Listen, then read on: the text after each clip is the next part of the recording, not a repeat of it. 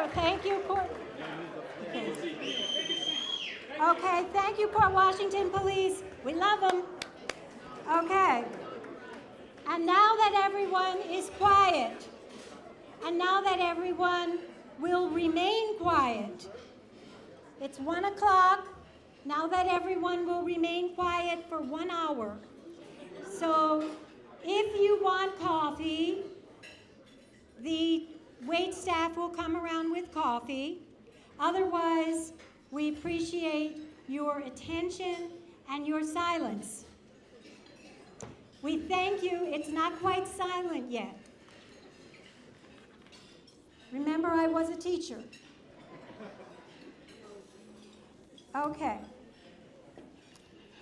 Let me begin by saying, as I said earlier, make sure your cell phones are turned off. Make sure your cell phones are turned off.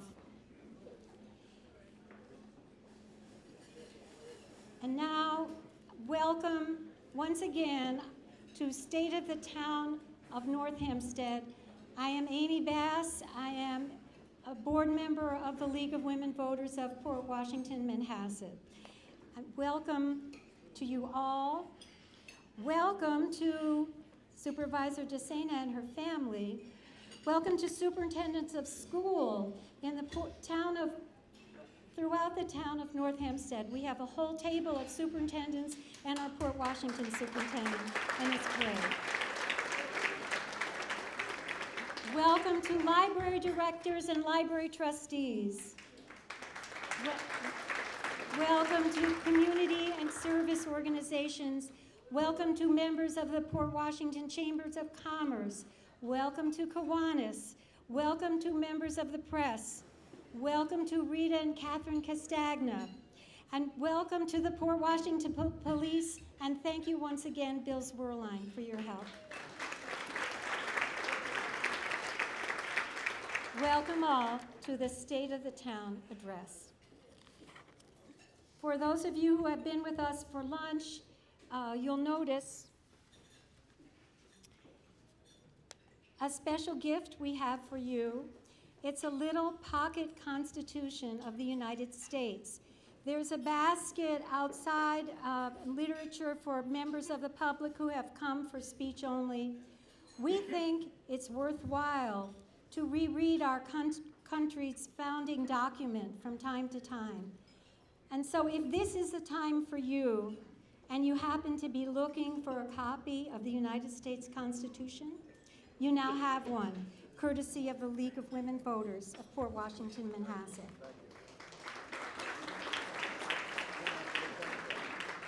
The League, as you know, promotes political responsibility through informed and active participation of citizens in government. And what better way to start than with a reading of the Constitution? Today's program is a combined effort of our League and the town of North Hempstead. We'd like to acknowledge our combined committee, which worked seamlessly together once again. To begin, Kimberly Corcoran Galante, I'm not sure where she is, in the back. She is the town's Commissioner of Community Affairs and Services for the Aging, and her Deputy Commissioners Stephanie Heaney and Julie Chin. We have worked hand in hand and cooperatively with them and with Brian Devine from the Supervisor's senior staff.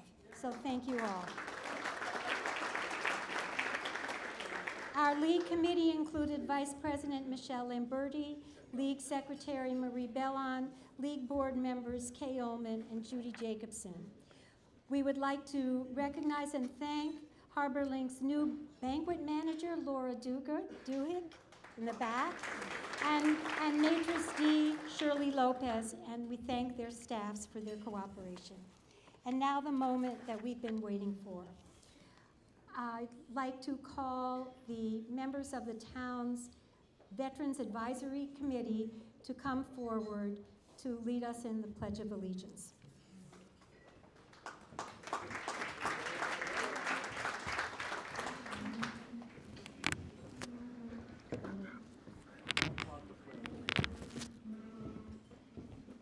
everybody please stand? Face the American flag. Thank you to the veterans. And say the Pledge of Allegiance with me. I pledge allegiance to the flag of the United States of America and to the republic for which it stands, one nation, under God, indivisible, with liberty and justice for all.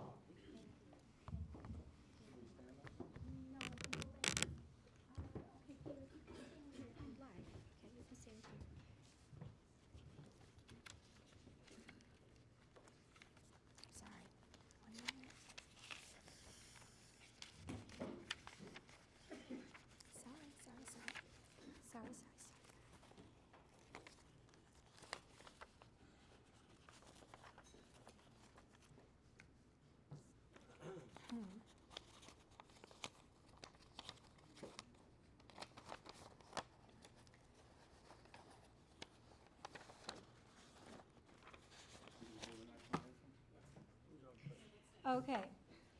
I'd now like to introduce a student from Manhasset. I have a long introduction, which at the moment I can't find, but I will reintroduce him after he sings the Star Spangled Banner. I can tell you that when I find my remarks, you will be amazed at this student. So Gregory, before my introduction, will you come forward and lead us in the Star Spangled Banner?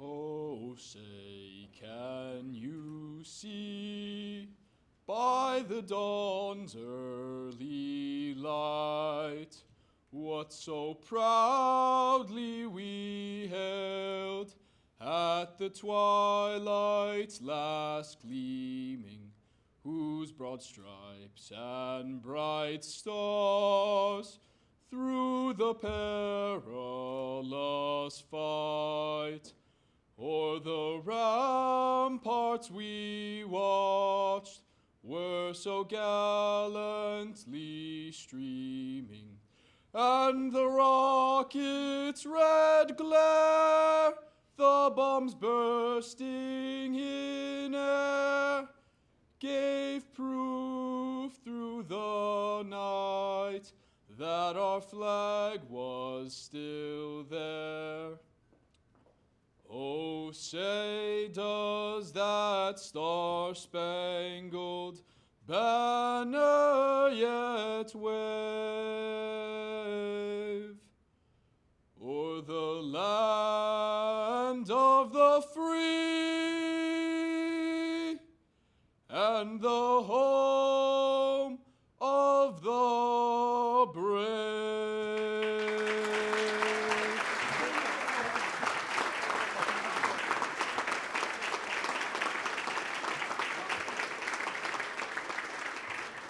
Now that I've found my notes, I want to tell you something about Gregory. Please be seated. Gregory is a senior at Manhasset High School. Let me tell you that he's the member of Manhasset High School Symphonic Choir, and a member of its men's choir, and a member of its select ensemble. He performed in the New York State High School Honor Choir this past summer. But however impressive Gregory's music credentials are, there is much more to say about Gregory. He's a member of the Manhasset High School varsity football team. He is a volunteer with CAPS, where he helps his peers optimize their athletic and social skills. He is a Red Cross certified lifeguard. He was a participant in the National Student Leadership Conference last summer. As to college, Gregory plans to attend Penn State University in the fall. Gregory is joined today by his very proud parents.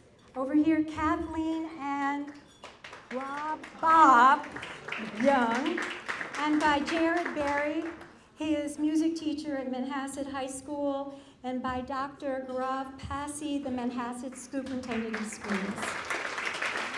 So, you should give him. Terrific. Thank you very, very much. Okay, so now you can go back down. Okay.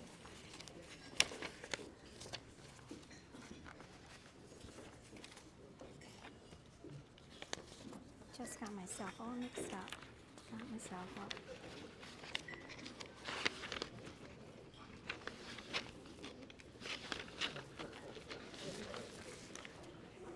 It's now my pleasure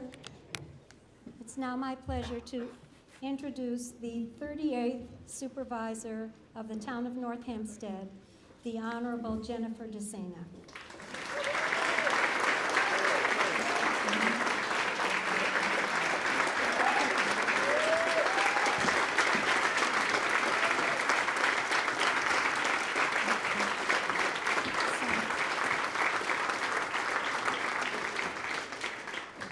Town Supervisor is the first elected position that Jennifer DeSena has ever held. By training, she is an attorney who began her professional career at the Securities and Exchange Commission. Jennifer made her mark as a community volunteer when she served as Executive Director of the Manhasset Coalition Against Substance Abuse, a role which involved educating and empowering parents to protect families from the risks of alcohol and drug abuse.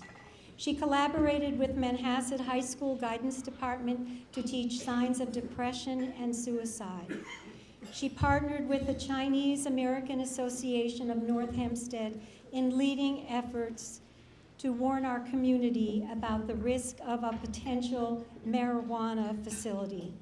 She worked with clergy, food pantries, and other community organizations throughout the pandemic to help our town's most vulnerable residents.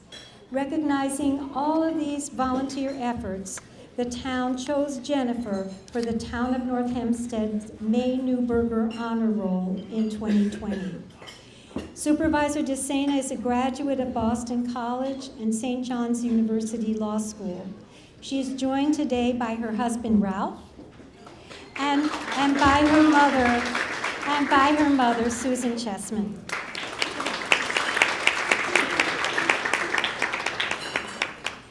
Ladies and gentlemen, please join me in welcoming Supervisor DeSena.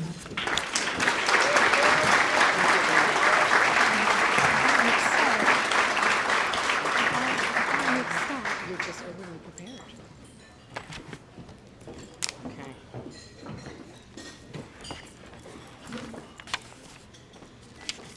Okay, good afternoon, everyone. Thank you for joining us at the 36th Annual State of the Town Address. And this is my second time. I'm so excited to be here doing this with you. First, I'd like to thank the League of Women Voters for all their hard work and dedication to make sure that today's event went off without a hitch. Planning an event like this is no easy task, so thank you to President of the League, Regina Gutveneer, Luncheon Chair Amy Bass, and her talented team, Michelle Lamberti, Francine Furtado, and Marie Bellin. Let's have a round of applause for them and their amazing job they did.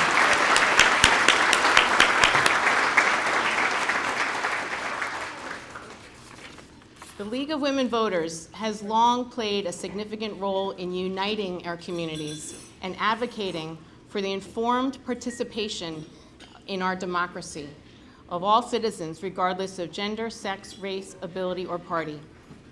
Delivering this address is a privilege that I do not take lightly. And without the important work of the League throughout history, I surely would not be here in this position today.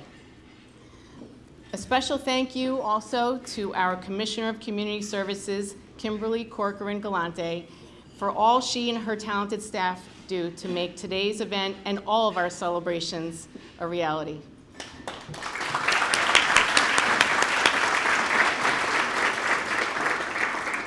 Finally, a special shout out to the Harbor Link staff under the direction of our new manager, Laura Duhigg, for all they've done to coordinate today's event.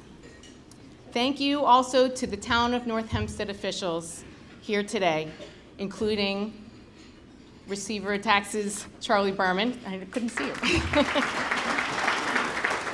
Town Clerk Ragini Srivastava,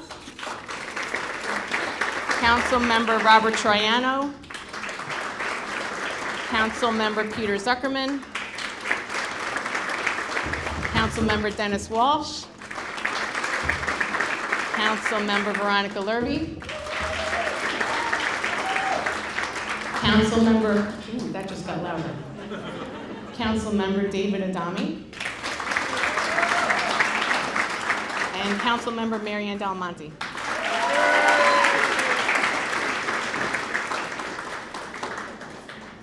There are numerous other elected officials here today, and I'm so thankful for your support and for your service to the community. So I'd like to take a moment to thank and recognize you as well. We have New York State Assembly District 16, Gina Solitti.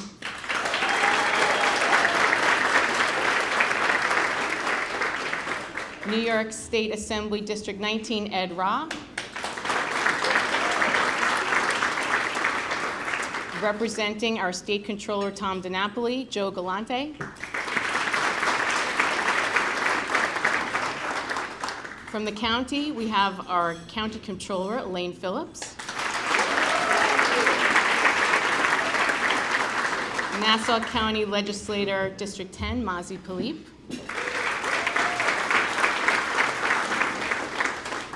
And our great Nassau County Police Department Commissioner, Patrick Ryder.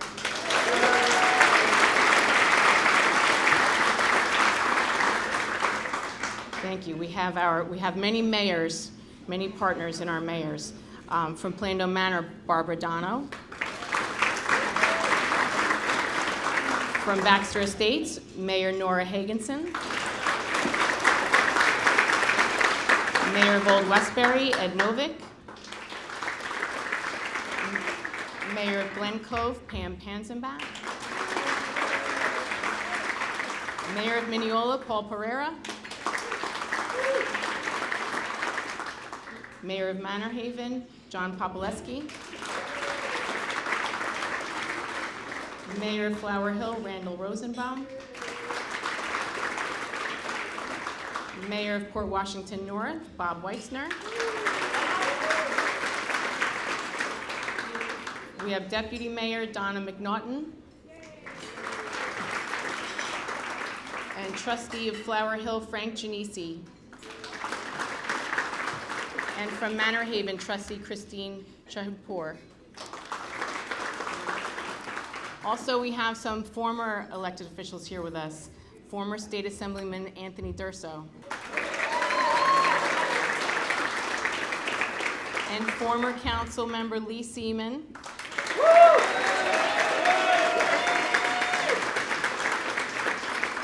And former Mayor of Muncie Park, Harry Nicolaides. We have from our Port Washington Police Department, Commissioner Angela Mullins, Commissioner Brian Staley, Chief Robert Del Moro, Deputy Chief Bill Zwerline, Assistant Chief Kevin McCarroll, and many more detective sergeants, lieutenants, and police officers. Thank you. And then we have so many school district personnel here that I believe that Amy has identified you, but thank you all for all you do for our children. Thank you all for being here, for taking the time.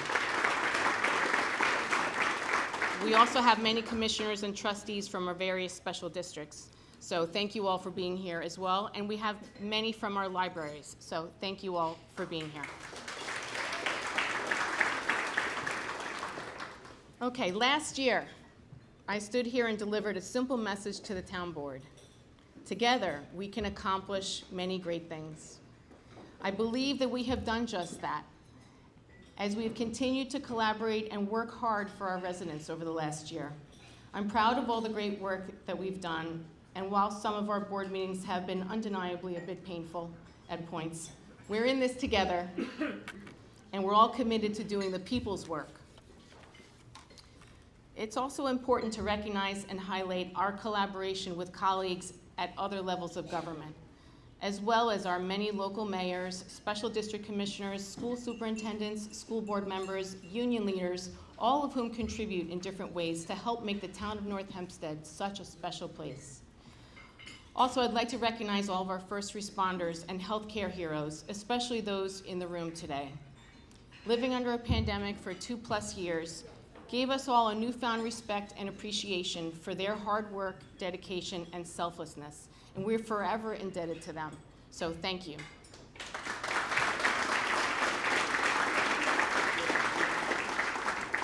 Also, a thank you to the entire workforce of the town of North Hempstead, led by CSEA Local 7555 President Tom McDonough,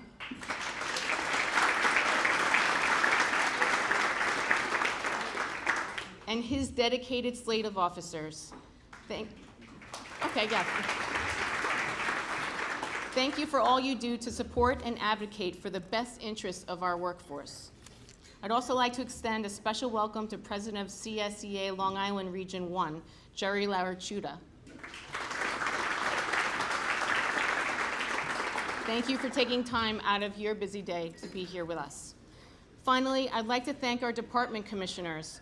Without all of you and your dedicated staffs, the many great services, events, and programs here in our town would simply not be possible. I thank you, and our residents thank you.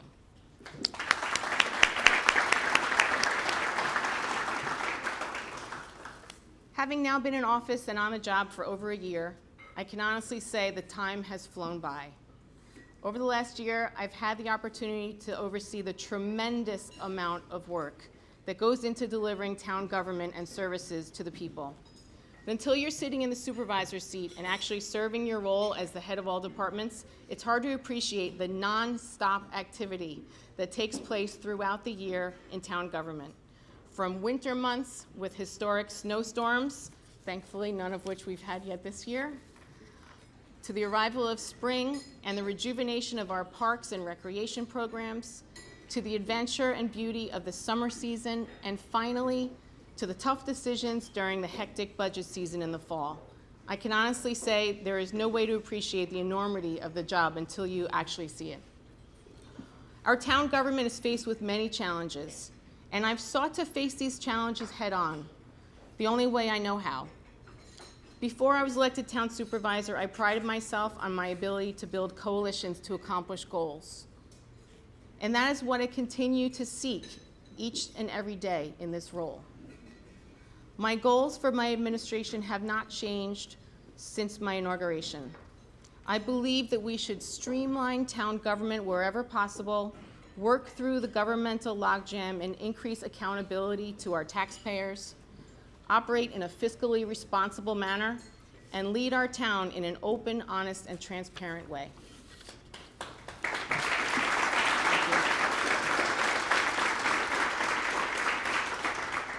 Transparency is the key not only to a responsive government, but it also helps better inform our residents on what is truly going on in the town government. It's been said that an educated citizenry is a vital requisite for our survival as a free people, and this is something I wholeheartedly believe. Last year at my State of the Town address, I announced that North Hempstead TV, our award-winning government access TV channel, would begin rebroadcasting our town board meetings, something that had never been done in more than 15 years of our TV studio. As a result of this plan, which was put into action last April, I'm happy to report that our town board meetings have been rebroadcast every single day on North Hempstead TV. These rebroadcasts, which occur at varying times throughout the week to give our residents as much opportunity as possible to tune in, have undoubtedly led to more informed public than ever before.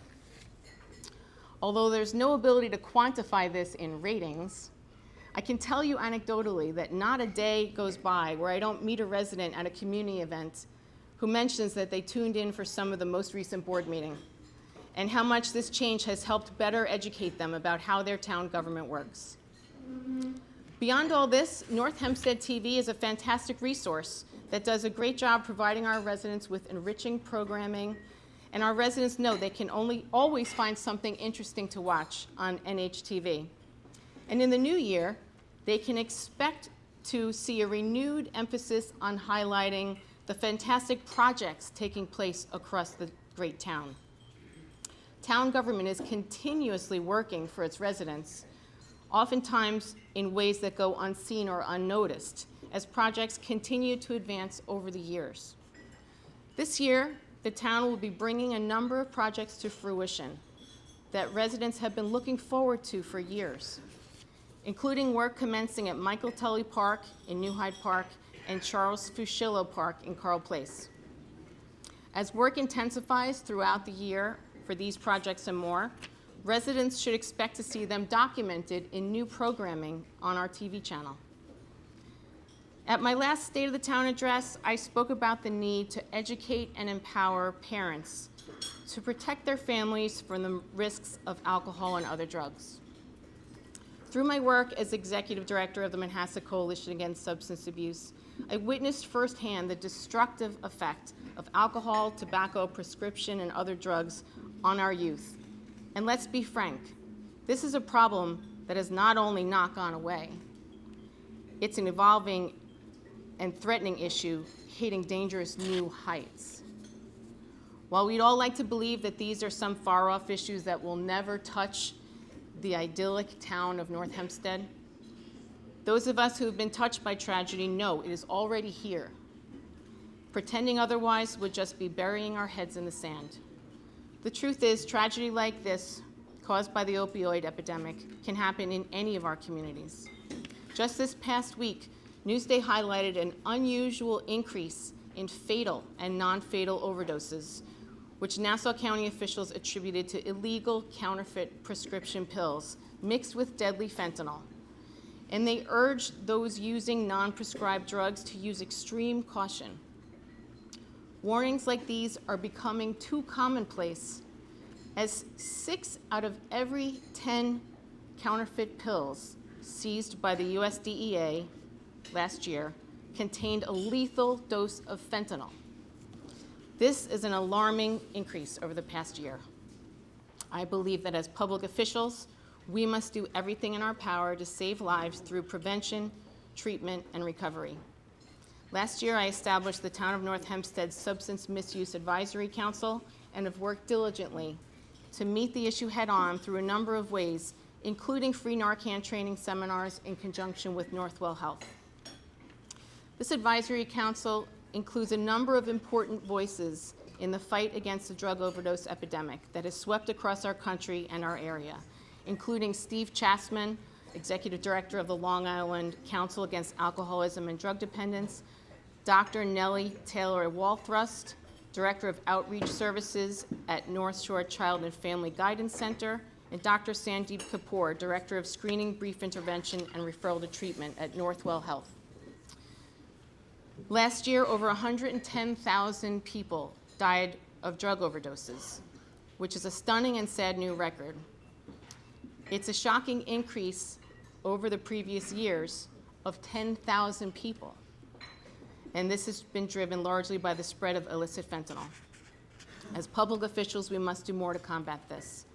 One public figure who's done a tremendous amount to raise awareness and combat this scourge is Drew Scott, former longtime News 12 anchor and reporter, and current reporter for Newsday TV. Drew was personally touched by the deadly fentanyl epidemic as his granddaughter, Hallie, tragically passed in 2017 to an overdose of heroin, which was laced with deadly fentanyl. Since then, Drew Scott has dedicated his life to fighting addiction in Hallie's memory and raising awareness about this issue. Drew has been instrumental in not only educating the public, but he has set up a foundation in Hallie's memory and has helped establish opioid addiction task forces in the towns of Southampton and Islip. I'm proud to announce today that Drew Scott has graciously accepted an invitation to join our Substance Misuse Advisory Council. And with his help and expertise, I know we'll do extraordinary things to educate the public. The year ahead,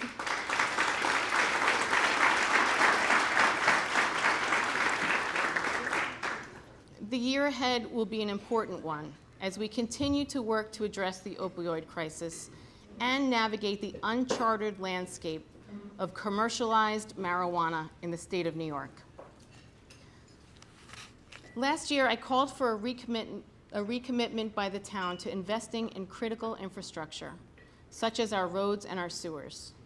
As I said at the time, for too long these have taken a back seat to other competing interests in the town and have been neglected to the point of nearly falling into a state of disrepair. So I'm proud to announce today that over the course of the last year, the town has taken major steps forward to completing a number of long-stalled projects that will significantly improve the quality of life of our residents. The first project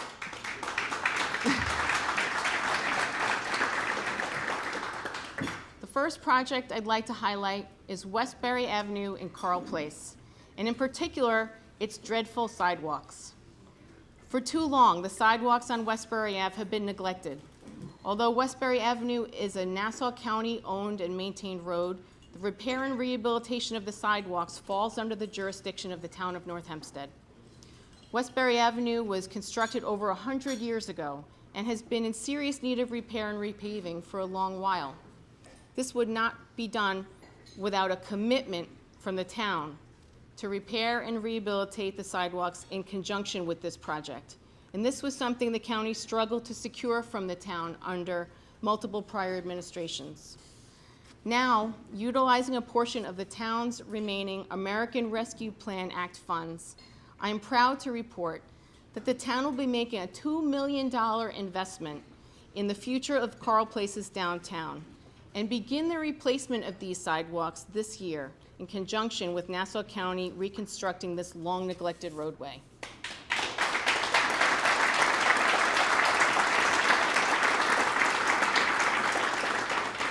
I want to thank County Legislator Laura Schaefer for all of her hard work on behalf of the residents and County Executive Bruce Blakeman for helping the project move forward, as well as Councilman Robert Troiano for supporting this project.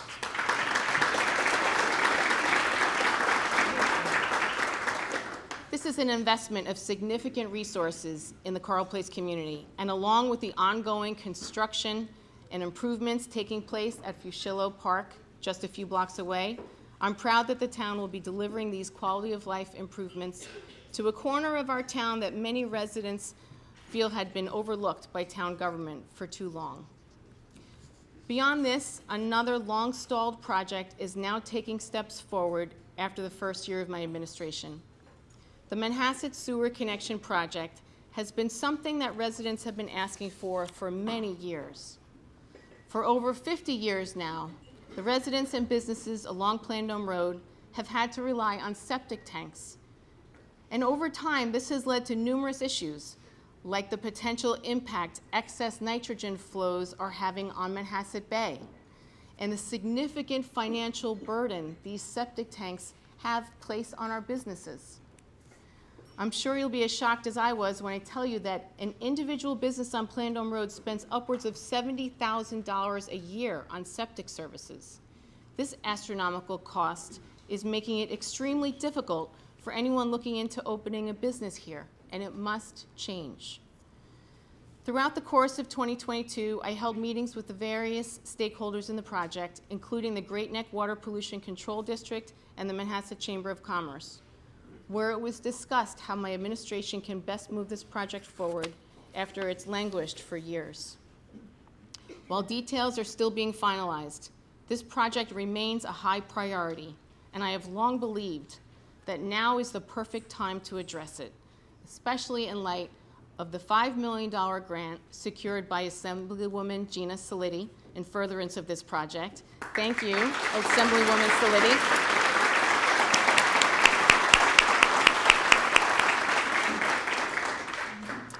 As such, last year I announced that the town would set aside a portion of its remaining ARPA funds to leverage these commitments to the Manhasset Sewer Connection Project and finally push it over the finish line towards completion. ARPA funds were specifically designed to be utilized for investments in things like water and sewer infrastructure. So this is the perfect avenue to commit funds that will finally make this dream a reality. I'm sure everyone would agree that improving the quality of life of our residents and protecting our environment are not partisan issues. But unfortunately, when this allocation came up for vote at our monthly board meeting earlier this week, it was blocked and then ultimately postponed until the town's March meeting. This was a disappointing result, as there is clear desire for this project in the community. And my fellow town board members professed their support of the project. I am confident that their lingering questions and concerns will be resolved by our March meeting, because a project that promotes economic development, improves quality of life, and protects Manhasset Bay for generations to come should result in a unanimous vote in favor.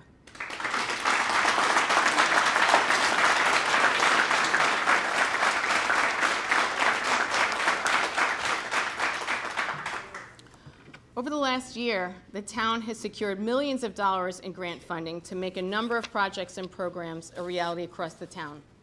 Most recently, the town was the recipient of a $1.265 million grant under the Restore New York Communities Initiative to support the redevelopment of 3 vacant and abandoned properties in Newcastle by our North Hempstead Community Development Agency.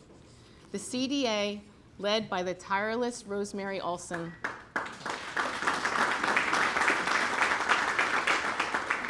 redevelops vacant and underutilized properties into brand new affordable workforce housing. And these homes are then sold to eligible first-time home buyers selected through a lottery. 19 such homes have been built so far under this program over the last 10 years, which is truly incredible.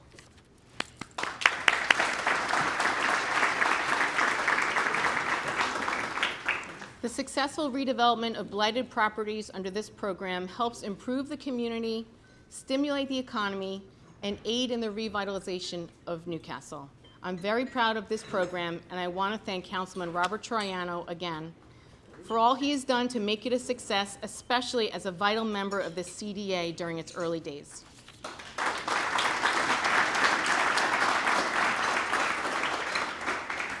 I want to thank Senator Schumer and former Congresswoman Kathleen Rice for their hard work in securing the town a $900,000 grant for upgrades at Bunkie Reed Park in Newcastle. Bunkie Reed Park is a vital part of the community, playing an important role in providing a much-needed outdoor recreation and wellness space. And this funding will go a long way towards renewing and improving this community park in the not-so-distant future, with a new skate park, community gardens and pollinator areas, and improvements to the deteriorating swimming pool. The town continues to work with New York State to compensate eligible residents under the Emergency Rental Assistance Program. Under this program, nearly $10 million in rental assistance was paid out to persons who qualified under the terms of the pandemic-era program, with more than $6 million of that coming in the last year. I'm proud that the town's grant office was able to dole out nearly 90% of the town's allocation under this program, a number which many neighboring municipalities greatly lagged behind. Thank you to our grants coordinator, Tom Devaney.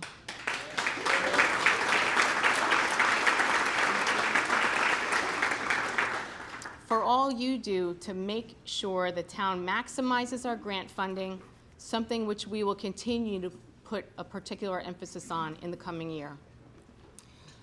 I'm happy to report that the town will be sending out a request for proposals soon for a planner to update our town's nearly 35-year-old master plan.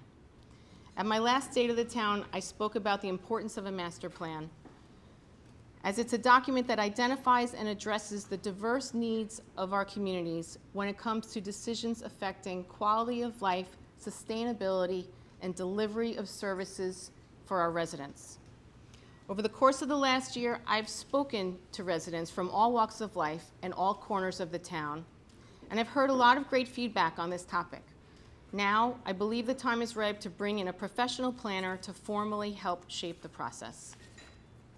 Make no mistake, there will be a difficult balancing act ahead as we look to preserve the North Hempstead we all love while considering the possibility of some changes to reflect our times more accurately. But I'm committed to advancing the process, and I look forward to and urge our residents to participate as we go forward. Updating the town's master plan is an especially important process as our state continues to look for ways to impose its will on our local control of zoning.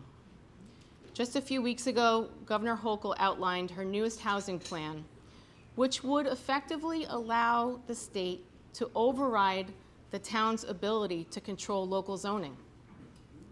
Under this plan, New York State would be gifted a new power that would allow Albany bureaucrats to unilaterally rezone all suburban neighborhoods, with a special emphasis on the immediate vicinity of Long Island Railroad stations. This latest proposal would create high-density housing zones in all existing neighborhoods and downtowns without care for the people who actually live there.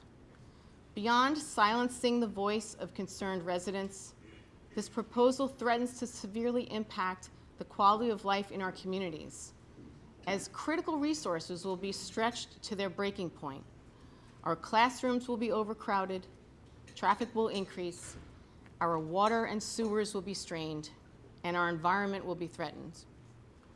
While I certainly agree that affordable housing is a necessary priority for all levels of government, jeopardizing the quality of life in existing neighborhoods through a one-size-fits-all proposal is a poor way to accomplish that goal.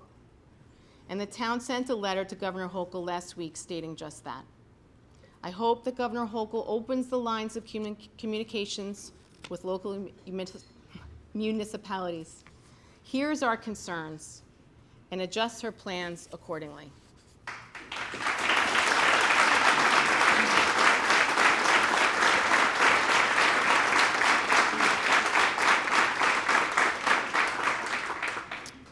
Local control of zoning has allowed local governments to determine what type of development is consistent with the character of our communities for generations.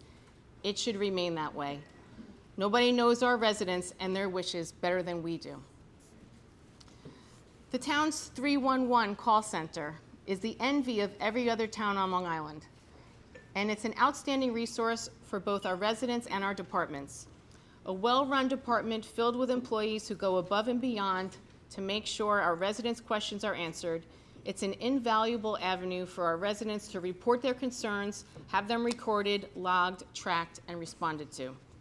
In 2022, 311 answered 153,512 calls, which averages to about 3,000 calls a week. The amount of work our 311 call takers do is absolutely staggering, and I can't thank them enough for their helpful and courteous service to our residents.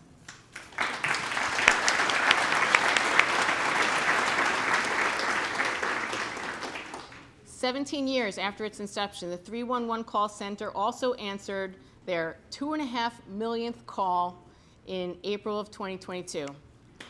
Wow. Thank you to Commissioner of 311, Vinnie Malizia, and your staff for all that you do.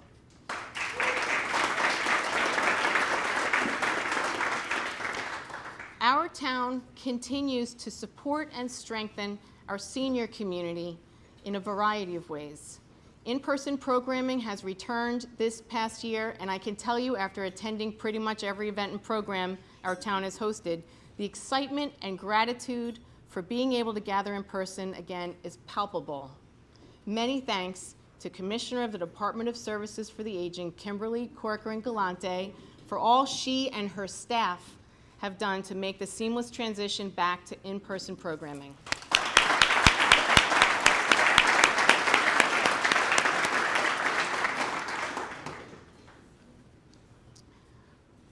Project Independence currently has 16,296 registered members. And over the last year, over 500 seniors newly enrolled in the program. Additionally, the Project Independence Advisory Committee has begun meeting in person again, and I was so grateful to be able to attend and be in the room with passionate nurses and social workers who provide invaluable communication and assistance to our North Hempstead seniors so they can comfortably age in place and stay in their homes. Project Independence is a nationally renowned and celebrated program for a reason, and it's for the unparalleled service provided for our seniors under its banner, all at no or minimal cost to them. Thank you again to all involved who helped make our North Hempstead seniors the priority they deserve to be.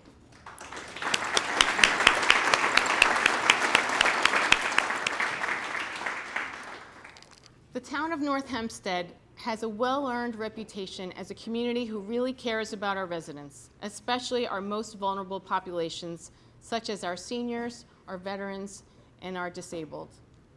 Over the last year, I've worked for the betterment of these groups with a simple philosophy in mind, which was imparted on me last year by a good friend, Stella Spanakos, co-founder of the Nicholas Center in Port Washington. Diversity and inclusion should be viewed as leverage, not simply compliance.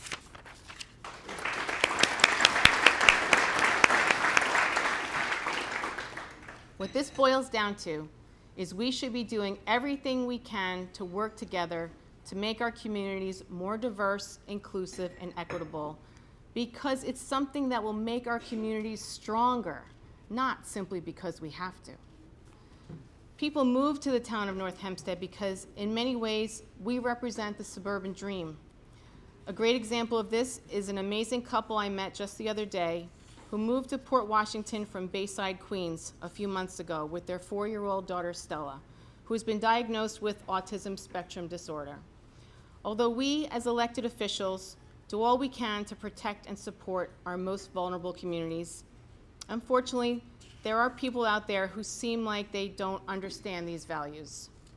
Stevie and Angelo Bovis found this out the hard way as their neighbors rose up in opposition to a fence installed in their front yard so that their daughter Stella could safely play outdoors. After a long and expensive legal battle, a variance was granted very recently by the Board of Zoning Appeals to allow the fence, noting that under the Americans with Disabilities Act, the fence was allowed as it is a reasonable accommodation for Stella's needs. Despite this happy ending, I would like to extend my deepest sympathies to their family that was put through this ordeal, and hope this all will raise awareness going forward of what is considered a reasonable accommodation. Stevie, Angelo, and Stella Bovis are all here today, and I would like to acknowledge these amazing parents and their beautiful little girl as they fight with passion for the betterment of their daughter's life.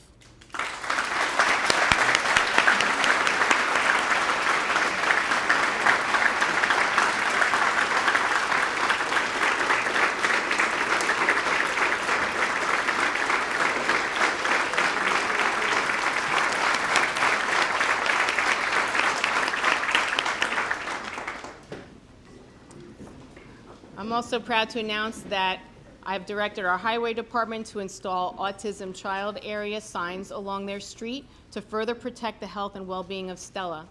And I urge residents who would like a similar sign brought to their neighborhood to reach out either to my office or their local council member, and we will gladly work to get this done.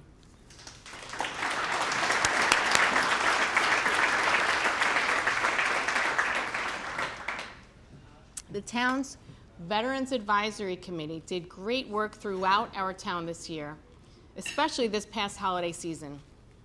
Just this past month, the town, in conjunction with the Veterans Advisory Committee, collected nearly $10,000 from generous individuals across our town as part of the Veterans Donation Drive to benefit those living at the Northport VA Hospital. This includes thousands of dollars collected and donated by a number of high school students across the town. I am very proud of the example of that these kids have set, and I thank all the school administrators in the room for helping to instill these values in our children. This may even be the biggest veterans donation drive ever in the town, and I thank the committee so much for their hard work.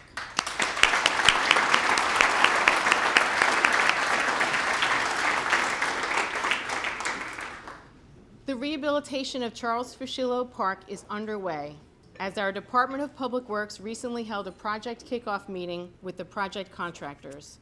Shovels will be in the ground soon, and this multi-million-dollar reimagining of this beloved community park in Carl Place, which is primarily being funded by 3TC as part of the MTA's third track project, is projected to be completed sometime next year, providing residents with an all-new park experience. In another example of our recommitment to critical infrastructure, during the budget process this year, the town board and I voted to unanimously pass a budget that committed an extra $2 million to road repaving and resurfacing throughout the town. This was made possible by utilizing a portion of the town's highway reserve fund, which had ballooned in recent years far above necessary levels. This $2 million increase will allow the town to repave and resurface more miles of town roadways than in recent years. And I'm proud that we unanimously passed a budget that shifted our priorities in favor of that.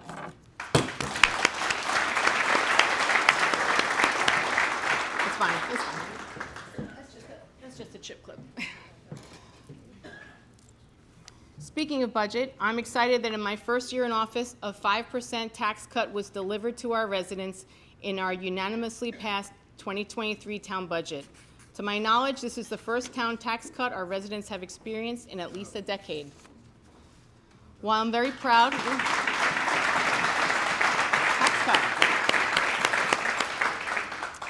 While I'm very proud that we're delivering millions of dollars of property tax relief to our residents with this year's budget, I'm disappointed that my proposal to deliver an even greater double-digit tax cut to our residents was not advanced. But our residents already pay some of the highest taxes in the nation, so any tax cut is a great start, and I look forward to building on it come budget time this year.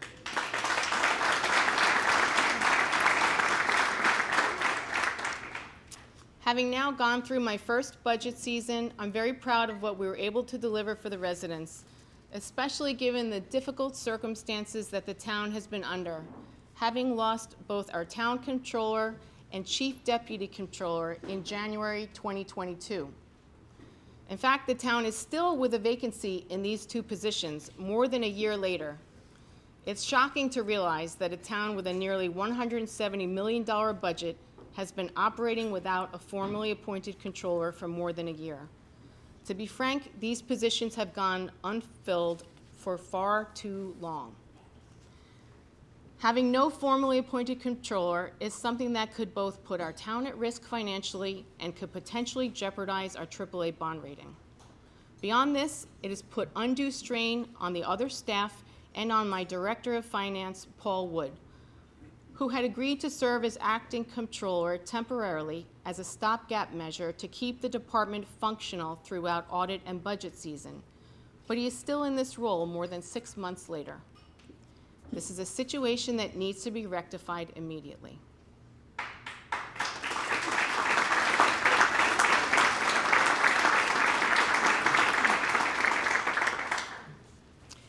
At last year's State of the Town, I spoke about the need to install the members of our Board of Ethics into defined, staggered terms and cease the practice of allowing them to serve in holdover status from previous administrations. I made it a priority to rectify this after discovering our Ethics Board members' terms had expired, to ensure we had a Board of Ethics independent and autonomous of any potential outside influence.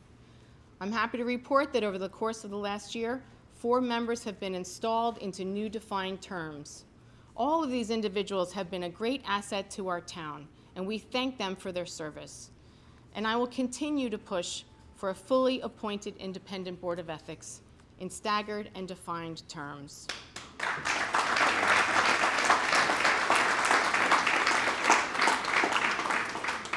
I also reaffirm my belief that all town employees and elected officials should be subject to ethics training. Further educating our workforce on the ethical standards expected of them would be yet another way to establish an ethical firewall to protect our residents from potential conflicts of interest. This is something I had hoped to accomplish by now, but my proposed hiring of Steve Leventhal as independent counsel to the Board of Ethics was blocked. This is unfortunate, as Mr. Leventhal is considered the foremost expert of ethics on Long Island, and he has developed numerous ethics trainings over the years. I remain committed in my belief that ethics training is a good idea for all town employees and elected officials, and I'm exploring other options to implement this proposal. It comes as no shock to anyone that the town has faced and continues to face significant challenges in our building department. It's taken many years to create these problems, and it will take some time and effort to undo them as well. Last March, I announced my first in a series of reforms aimed at transforming our building department and turning it into the efficient department I know it can be.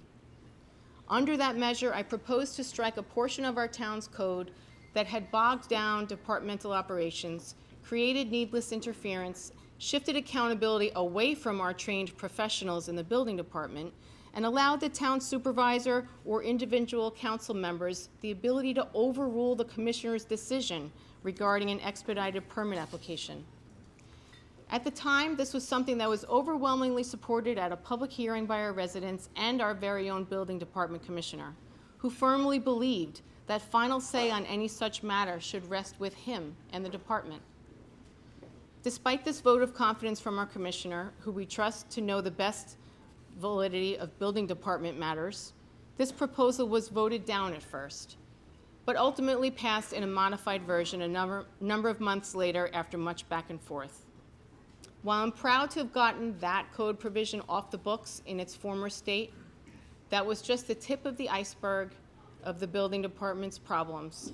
And at the rate of time it took to make even that small change, I was faced with the reality that this is a town and department that has become resistant to change. So I took the extraordinary measure of requesting that our Nassau County Controller's Office perform a full field audit of the town's building department. This is something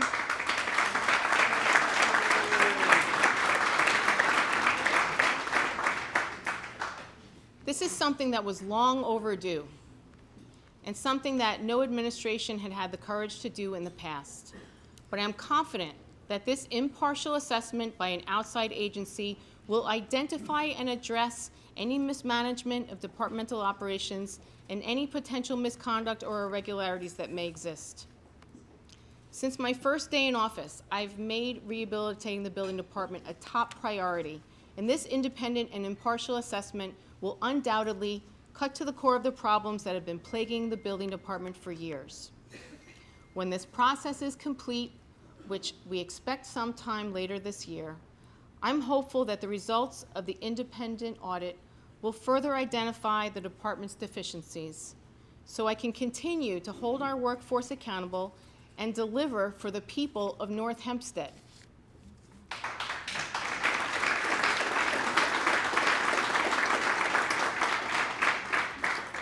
This is not to say that I've given up on rehabilitating the department and plan to sit on my hands until the Controller's report is released. I'll conclude today's address with one final recently launched initiative in our 311 call center, aimed at helping our residents as they deal with the building department. As I spoke about earlier, the 311 call center is integral to the success of our town's departments and is on the front lines, interfacing with our residents daily. Because of this, many residents reach out with questions regarding permits, plans, and other building department matters.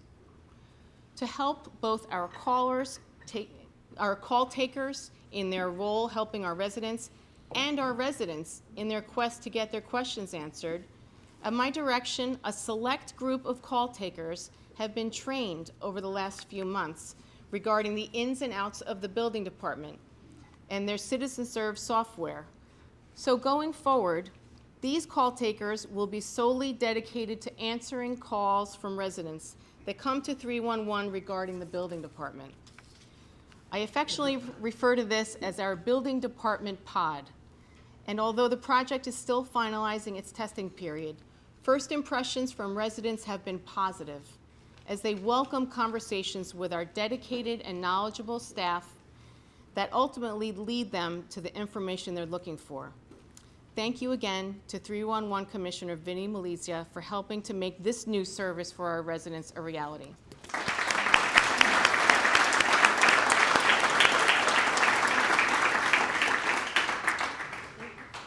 The first year of my term in office has been both wonderful and challenging, and I look forward to continuing to move North Hempstead forward in the best interest of our residents. The town of North Hempstead is a great place to live, work, and raise a family, and I am certain that as we continue to work together, the best times are ahead of us. I'm honored to have been given the opportunity to deliver this speech today, and I thank you all once again for the privilege.